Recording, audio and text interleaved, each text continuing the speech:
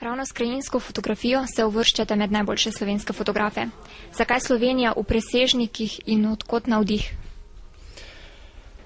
Navdih je pravzaprav izšel iz neke vrste domače naloge. Sam sem si namreč po dolgoletnem ukvarjanju s fotografijo zaželel, da bi končno ustvaril neko popolnoma samostojno publikacijo oziroma fotografsko monografijo.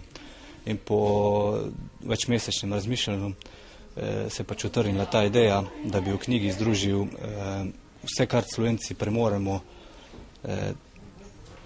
velikega, dobrega, s čimer se ponašamo, ne samo v slovenskem merilu, ampak tudi širše. Skratka, ne gre za neke vrste Guinnessov knjigo rekordov, ampak sem v knjigo vključil naravne znamenitosti ali pa bodisi delo človeških rok, ki bojo verjetno preživele kompletno civilizacijo ali pa vsaj več generacij.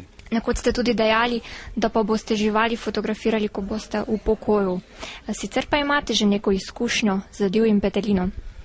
No, ta izkušnja je obenem, mislim, dobra in hkrati tudi slaba. Namreč prvi dan me je petelin pustil, da sem napravil nekaj izjemnih posnetkov, naslednji dan se je očitno naveličal moje prisotnosti, me napadel. Posledica tega je bila moja poškodba kolena. V knjigi predstavite 101 presežnik. Če bi se morali odločiti za 3, kateri bi to bili? To je vedno težko, tudi krivično do vseh ostalih 98-ih, posebej še zaradi tega, ker mene pač na vsakega izmed njih veže poseben odnos. Vsakega sem moral obiskati, nekatere celo po 12-krat. Vsakega sem moral raziskati tudi zaradi teksta, ki sem ga sam napisal v knjigi.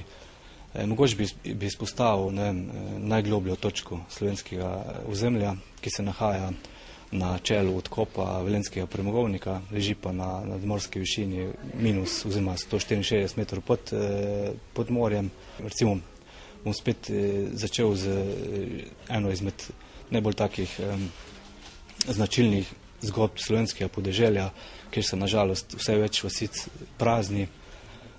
To je vas Zgornje Danje, kjer je do nedavnega prebivala Rozalika Kodar, zato sem jo tudi vključil v knjigo, spravi gre za vas z najmanj prebivalci v Sloveniji. Tretji presežnik je pa, ne vem, mislim, lahko bi jih res naštel ogromno, od najstarejše piščali, najstarejšega inštrumenta na splošno na svetu, ki je zdaj dokazano končno, da gre za koščeno piščal iz jame Divje babe nad Idrijom. Ali je to najstarejše vino slovensko, ki ga hranijo v Ptujski kleti, to je Zlata trta iz letnika 1917. Skratka, tretjo prepustim bralcem.